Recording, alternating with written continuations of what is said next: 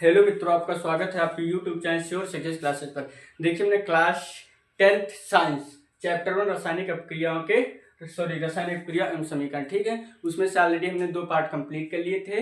ज़्यादा लंबा वीडियो हम नहीं खींचते हैं, मुश्किल से एक 8 मिनट का था, एक 12-13 मिनट का था, ठीक है। आज चैप्टर खत्म करने की कोशिश करेंगे। स्टूडेंट, आप नोट्स आगे बनाते रहिए। आई होप कि आपने पिछले वाला लेक्चर रिवाइज किया होगा। चलिए बिना देरी करते हुए वीडियो को स्टार्ट करें। देखिए, थोड़ा स्पीड रहेगी क्योंकि यहाँ पर गर्मी ऑलरेडी ज़्यादा है। तो आप क्या करना, अगर नहीं समझ में आए तो वीडियो पॉज कर दोबारा रिटर्न देख लेना, ठीक है। तो रासायनिक अपक्रिया के प्रकार हम लोग लिख रहे हैं। देखिए, कल की हीडिंग पड़ी हुई है। चलिए यहीं से चालू कर देते हैं। तो हमने क्या पढ़ लिया स्टूडेंट, शायद संयोजन वियोजन खत्म नहीं आता। आज हो जाएगा विस्थापन पढ़ेंगे भैया। तीसरी नंबर क्या पढ़ेंगे, विस्थापन। विस्थापन क्या है, विस्थापन अपक्रिया, जिसको बोलते हैं अपक्रिया का बोलते हैं स्टूडेंट, ठीक है, रिएक्शन। तो विस्थापन अपक्रिया क्या है, जब कोई तत्व किसी तत्व के उसके स्थान से अलग कर देता, हटा देता, तो उसको विस्थापन क्रिया कहते हैं। जैसे एग्जांपल के लिए समझते हैं हम, Fe+CuSO4 साइनापारो FeSO4 + Cu, ठीक है स्टूडेंट। दूसरा ले लेते हैं Zn+CuSO4 साइनापारो ZnSO4 + Cu।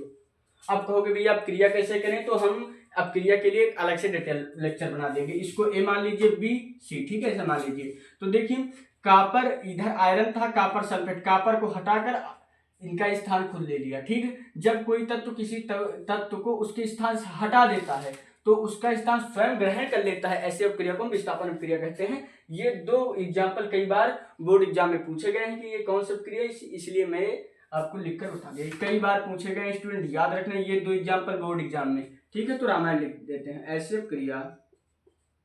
क्रिया जिसमें जब एक तत्व दूसरे तत्व को उसके स्थान से हटाकर उसका स्थान स्वयं ग्रहण कर लेता है। कितनी गर्मी है आप जान रहे होंगे यहाँ पर, ठीक है। उसका स्थान स्वयं ग्रहण कर लेता है, उसे विस्थापन अपक्रिया कहते हैं। विस्थापन अपक्रिया कहते हैं। देखिए, अगर आपको हिंदी लैंग्वेज नहीं समझ में आ रही जो मैं लिख रहा हूँ, तो मैं जो बोल रहा हूँ वो आप उतार सकते हो, क्योंकि आप 10th क्लास में हैं, इतना आशा करते हैं कि हमला तो आप लिख ही लेंगे, ठीक है।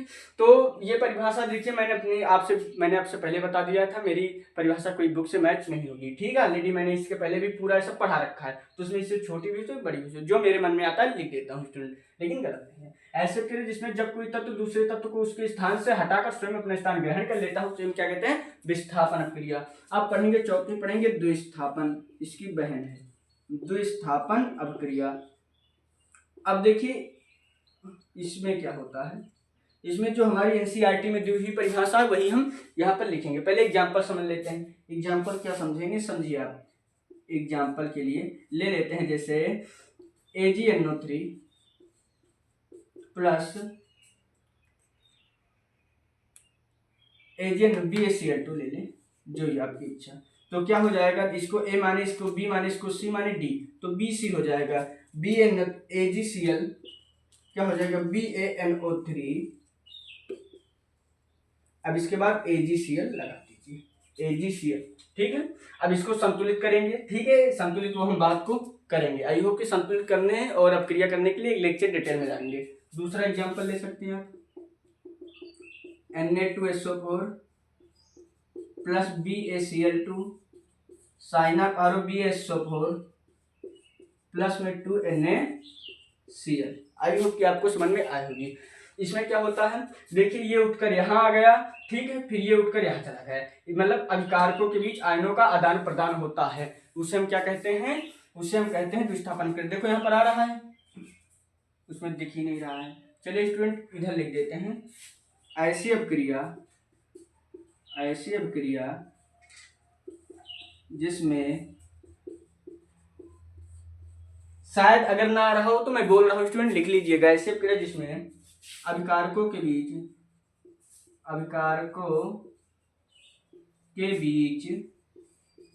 आयनों का आदान प्रदान हो, उसे क्या कहते हैं? उसे द्विस्थापन अपक्रिया कहते हैं। द्विस्थापन अपक्रिया कहते। तो आई होप कि आपको समझ में आया होगा। 1 मिनट स्टूडेंट ऑडियो वीडियो देख लेते हैं, क्लियर है? आई होप कि ऑडियो वीडियो क्लियर आ रहा है। तो विस्थापन क्रिया क्या है? सॉरी, द्विस्थापन, ये एनसीईआरटी में एज इट इज छापी हुई है, जाकर आप एनसीईआरटी बुक पढ़ सकते हैं स्टूडेंट। मैंने पढ़ी है तो मैंने वही परिभाषा मैंने यहाँ पर लिखा दी एनसीईआरटी के। ऐसी अपक्रिया जिसमें अभिकारकों के बीच आयनों का आदान प्रदान होता है उसे द्विस्थापन अपक्रिया कहते हैं। मैंने एक एग्जाम्पल ले लिया। अब पांचवी आती है उष्मा शोषी अपक्रिया।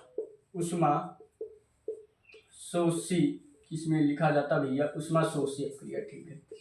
उष्मा शोषी अपक्रिया आप बुक में पढ़ सकते हैं। ऑलरेडी ये सारी रिएक्शन आपके बुक में दी हुई है, ठीक है। इसका कोई नया नाम, विस्थापन को एक नाम है, प्रतिस्थापन कहते हैं, बस, ठीक है। और इसमें का एक ही नाम है। संयोजन के 2 नाम, योगात्मक था, संयोजन था, विस्थापन का अपघटन था, ठीक है। वियोजन क्रिया के प्रकार के बारे में भी पढ़ा देंगे आपको, कुछ छोड़ेंगे नहीं, आप चिंता मत करिए। उष्मा शोषी अपक्रिया का एग्जाम्पल लेंगे, ठीक है।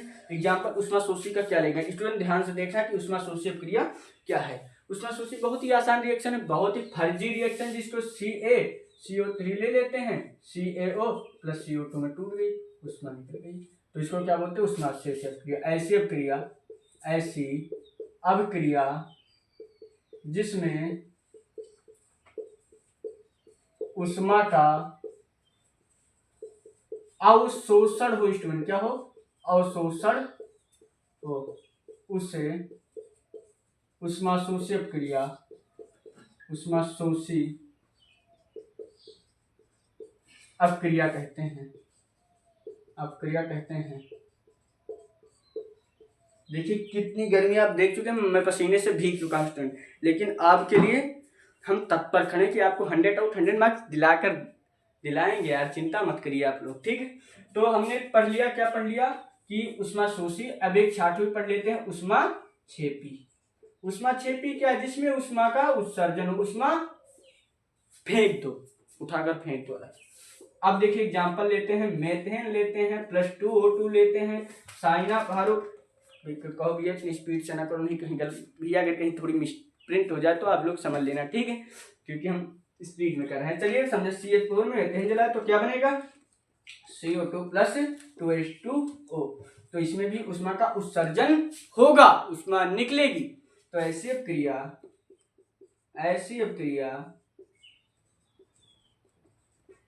जिसमें उष्मा का उत्सर्जन हो, निकले, उत्सर्जन हो, उसे उष्मा क्षेपी अपक्रिया, उष्मा क्षेपी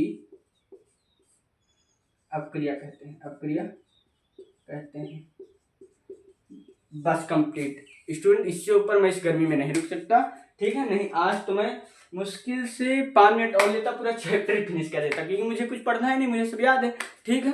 लाइन बाय लाइन याद है आपकी एनसीईआरटी। देखिए मैंने एज इट इज पढ़ा दिया, इसका स्क्रीनशॉट ले लें।